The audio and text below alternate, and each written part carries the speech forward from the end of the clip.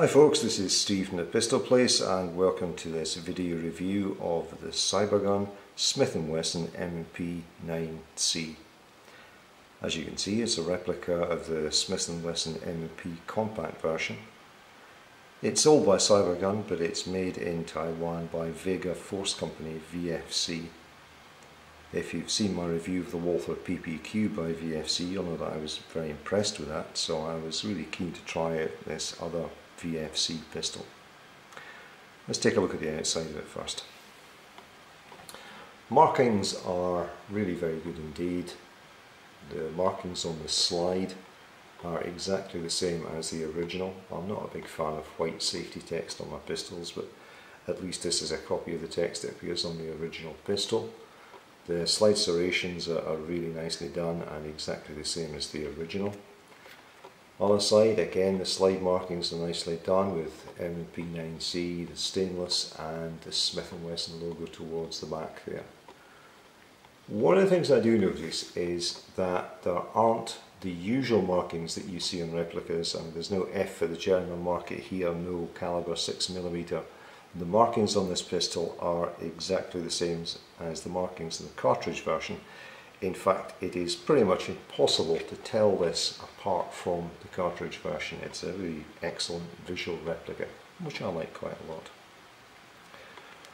Operationally, what do you get? Well, you have the Smith & Wesson safety trigger. The trigger is in two halves. The bottom half and the top half are separate. And the trigger safety works so that when the bottom half is moved, it disengages the safety. It's similar to trigger systems on other pistols, but it's the Smith & Wesson version of that. The magazine release is configurable, so it can be set up for left or right-handed use. You can see I've got it set up for left-handed use here. The takedown lever works exactly as you'd expect it to for taking the slide and the barrel off, and it has an ambidextrous slide release, which is great, except it's not, because it doesn't work. Or at least out of the box, the slide release works only on the left hand side of the pistol. But the slide release here on the right, which is what you need if you're left-handed, doesn't work. Now, initially I thought that the pistol was probably designed that way, that it only has a functioning slide release on the right hand side, but having looked at it, that's not the case. This is designed that the slide release should work on both sides. Unfortunately, the mechanism that the slide release uses has a big U-shaped arm made of plastic, which is inside the frame. When the slide presses against it, it distorts that U-shaped arm so much that the left-hand slide release won't work. It's not difficult to fix. I've fixed it on this one. Hopefully you can see that the slide release now works both on the left and on the right. The reason it's easy to fix is because it's designed to work that way in the first place. But it seems very strange that you go to the time and trouble to design and make something to work and then execute it so poorly that it can't function. Doesn't anybody test these things for VFC? And while I'm having a whinge, I'll mention something else. The outer barrel and the guide rod are metal, which is nice, I like that. But I'm not sure whether you can see this here. The outer barrel has got a bulge in the end of it. It's been threaded internally, presumably to take a silencer, and that's left the outside of the barrel kind of bulging out there. You can see the paint starting to wear round where it bulges. When I first got the pistol, the slide occasionally didn't move fully forward. It was binding on that bulging part of the inner barrel. Again, doesn't anybody test these things? Seems a strange thing. Because otherwise and generally this is really nicely put together, nicely made little pistol. But those couple of things I found surprising, especially compared to the Walther PPQ, which was really very nice quality. The magazine, as you'd expect, it's a short and stubby magazine, holds just 14 BBs. The manual says 16 for some reason, but I have tried and you can only squeeze 14 BBs in here. Has this extension on the bottom of the magazine, and that does give the pistol a really nice grip. Certainly for me, it fits my hand absolutely perfectly. The front of the grip is large enough for all my fingers to fit on it, and the rear part of the grip locks into the base of my thumb really nicely. It grips as well as any pistol that I've tried, and that's one of the reasons that it's particularly satisfying to grip and to shoot. So it depends on your hand size, of course, but certainly for me it fits really well. It does come with 3 different back straps, so you can set it up hopefully to suit your hand, and the back straps are made of some sort of slightly rubberized material, which is good and gives the gun a very nice and very secure grip. So how does it shoot? Well, let's take a look at that now.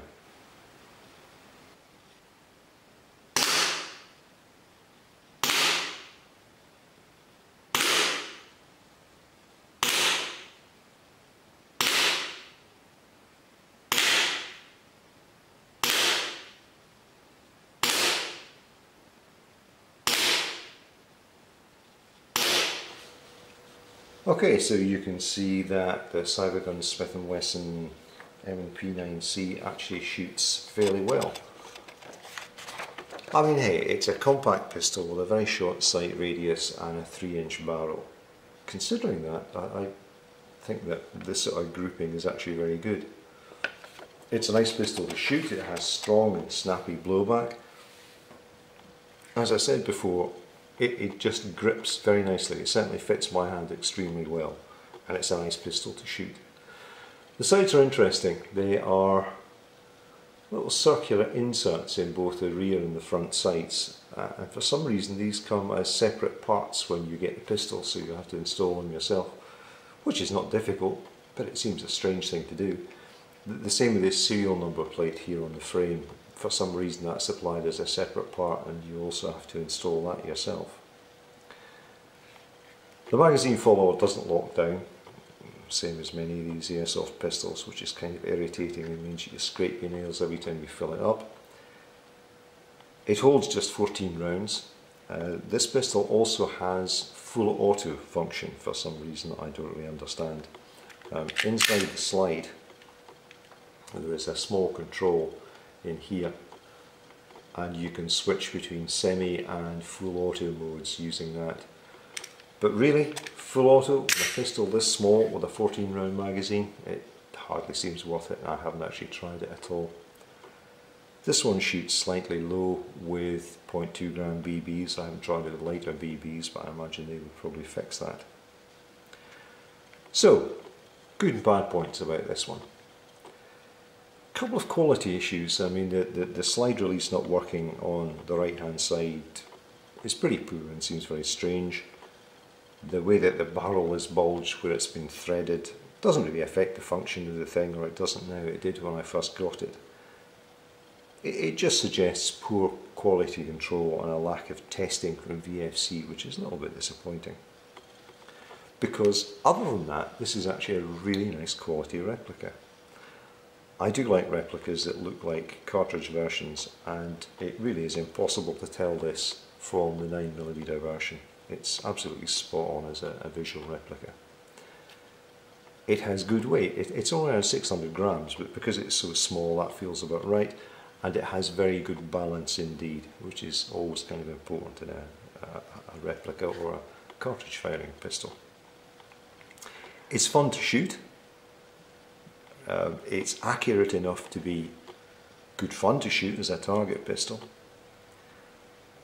Overall, I like this one a lot, strangely, and despite its quality issues. In fact, I find myself shooting this a lot more than some of my replicas because it is such fun. I'm not convinced about how long it'll last, particularly because some internal parts like the slide release and the magazine release are made of plastic. That worries me a little bit, and I don't know how long it's going to last. But taking those things into account, it's a pretty decent replica. If you buy one, be aware that it may not be 100% straight out of the box, but if it fits your hand as well as it fits my hands, you'll find it an enjoyable shooter, and overall, yeah, I'd recommend this one. As ever, you can find a written review of this pistol on the Pistol Place. And if anybody's interested in how to modify it so the slide release works on both sides, it's a fairly simple job. Let me know and I'll post something up. Thanks for watching. Hope you enjoyed the review.